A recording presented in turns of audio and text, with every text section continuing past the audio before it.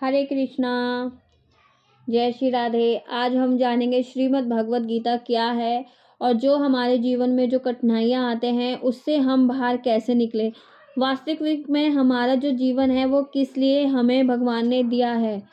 तो इस चीज़ से अर्जुन भी बहुत ज़्यादा परेशान हो गए थे अपनी कठिनाइयों से, इसीलिए श्री कृष्ण हमारे भगवान ने इन्हें प्रवचन दिए हैं। आइए जानते हैं। श्रीमद् भगवत गीता का प्रयोजना मानव जाति का भौतिक संसार के आज्ञा से उद्धार करना है। प्रत्येक व्यक्ति अनेक प्रकार से कठिनाई में है। जिस प्रकार अर्जुन भी कुरुक्षेत्र में युद्ध करने की विवशता के कारण कठिनाई में थे, अर्जुन ने भगवान श्री कृष्ण की शरण ग्रहण कर ली और फलस्वरूप इस श्रीमद् भागवत गीता का प्रवचन हुआ। केवल अर्जुन ने नहीं, वरना हमसे यह प्रत्येक व्यक्ति इस भौतिक वास्तविक के कारण चिंताओं से घिरा हुआ है। हमारा अस्तित्व मात्रा ही परिवेश में है। हम भयभीत किए जाने के लिए निर्मित नहीं है। हमारा अस्तित्व सनातन है, लेकिन किसी ना किसी कारण से हम आसक्त में डाल दिए जाते हैं। ठीक है, अब आसक्ति का अर्थ क्या है? कष्ट भोगने वाले अनेक मनुष्य के केवल कुछ ही ऐसे जो वास्तव में अपनी परिस्थिति जानने के जिज्ञासुक हैं। बहुत सारे लोग जो होते हैं अपनी जो भी हम लोगों ने भोगा है और जो हम लोग भोग रहे हैं, इसको कैसे हम लोग जाने, वास्तव में हम लोग कर क्या रहे हैं, इस जीवन को पाकर हम लोगों ने क्या कर रहे हैं, ऐसा कुछ भी नहीं इंसान पता ही नहीं लगा पाता है।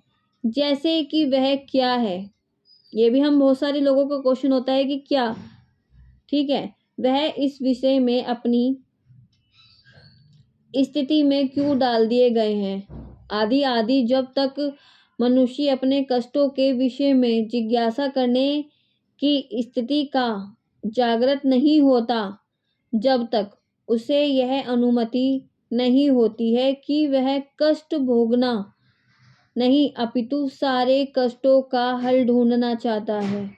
भोगना तो भोगना, अगर को हम लोग जैसे कोई पाप कर लेते हैं, पाप कर रहे हैं, हमको पता है कि हम पाप कर रहे हैं और पाप करने के लिए ये भी पता है कि हमें इसे भोगना भी पड़ेगा। अब वो फंस चुका है कि उसने पाप भी कर लिया और हमें भोगना भी पड़ेगा। तो अब उसको समझ में नहीं आता है कि अब मुझे करना क्या है। समझ रहे हो ना? अब उस मनुष्य को नहीं समझ में आएगा कि अब मैं क्या करूँ, अब तो मुझे पाप जो है वो भोगना ही पड़ेगा, इससे कैसे छुटकारा मिलेगा। जय श्री श्याम। तब तक उसे पूर्ण मानव नहीं समझना चाहिए। मानवता की शुरू होती है जब मन में इस प्रकार की जिज्ञासा उदित होती है। ब्रह्मसूत्र में इस जिज्ञासा को ब्रह्म जिज्ञासा कहा गया है। अर्थात ब्रह्म जिज्ञासा मनुष्य के सारे कार्यकल्प असफल माने जाने चाहिए यदि वह पर ब्रह्म के स्वभाव के विषय में जिज्ञासा नहीं करता। जो लोग यह प्रश्न करना प्रारंभ कर देते हैं कि वह क्यों कष्ट भोग रहे हैं या वह कहाँ से आए हैं और मृत्यु के बाद कहाँ जाएंगे, वह ही श्रीमद् भगवत गीता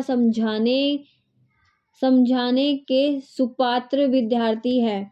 तो आपको अगर ये सब जानना है कि हमारे पाप कहाँ से आए हैं, हमें भोगना कैसे पड़ेगा, किस तरीके से हम लोग इन कठिनाइयों से निकल सकते हैं, तो श्रीमद् भगवत गीता पढ़ना शुरू कर दें आप भी।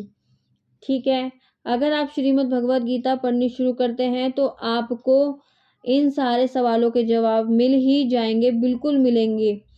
जब मनुष्य जीवन के वास्तविक उद्देश्य को भूल जाता है तो भगवान श्री कृष्ण विशेष रूप से उसी उद्देश्य की पूर्ण प्रस्तावना के लिए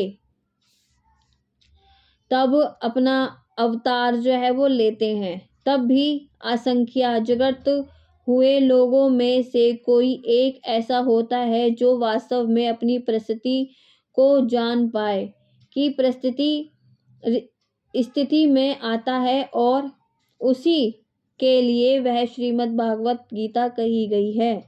तो इसीलिए जीवन मृत्यु ये सच है कि एक दिन हम जब पैदा हुए हैं तो हमें मरना भी पड़ेगा, और हम जी रहे हैं, मरे हैं तो हमारा दोबारा से जन्म भी होगा। अगर आप मृत्यु जन्म के चक्र से छूटना चाहते हैं तो आप श्रीमद् भगवत का ज़रूर पाठ करें, ज़रूर ज्ञान लें कि किस तरीके से हमको क्या क्या नहीं करना चाहिए।